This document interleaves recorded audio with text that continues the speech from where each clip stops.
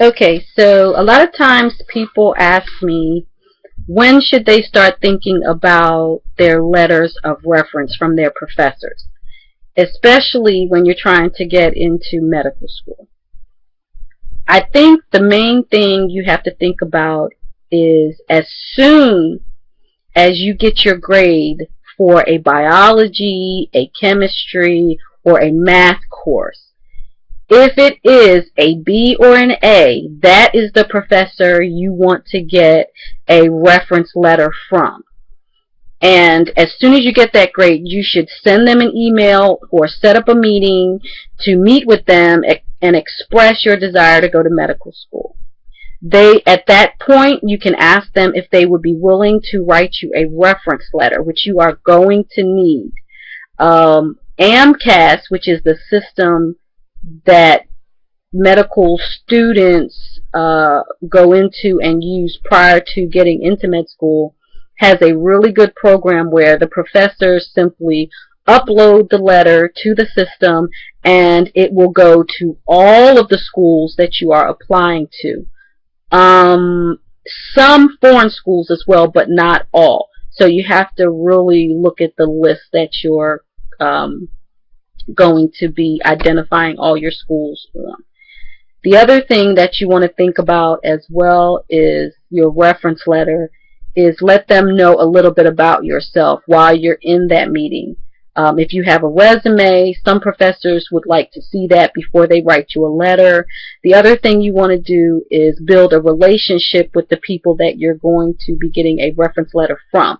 I don't mean a full-on relationship, but just so that they get an idea of what your personality is, what your work ethic is in terms of studying, how much time you put in, those things like that, so they can really give you a detailed reference letter to the university.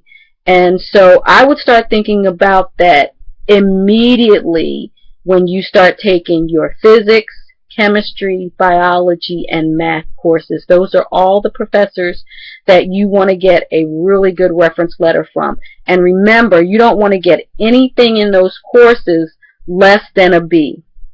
If you do get a C, however, there are ways in which you can do a grade replacement on some of those courses. I did get a few C's, and I didn't let that sway me, only because I knew that I was going to be applying to foreign medical schools. And so I had a little bit more leeway. But if you definitely know you're going to be applying in the U.S., please be sure that you get nothing less than a B, and your MCAT is really going to have to be strong. But again, don't let anybody put fear into you about your ability to go to med school. If that is what you want to do, there is definitely many roads to get there. So don't think that there's only one way, one road, and somebody has this big secret about it. Some people go to U.S. schools, some people go to foreign schools, and I chose to go to the Caribbean simply because, I have a good GPA, but my MCAT was not as strong as I had hoped it would be. And so I'm looking at that. And besides, I wanted to be in the Caribbean. I wanted to be near the beach. I figured if they were going to torture me for the next 4 years, at least I could see sand and sun. And, that's just my kind of treat for what I'm about to go through. That's what I was thinking when I applied. So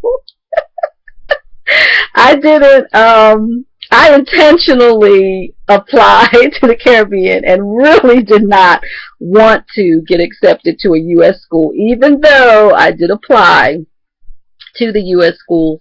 I just felt like, for me, the environment that I would excel in would be warm or hot and near the beach. So hopefully this is helpful for someone. And if you have any questions or comments, please just write them below and I'll get back to you. Thank you.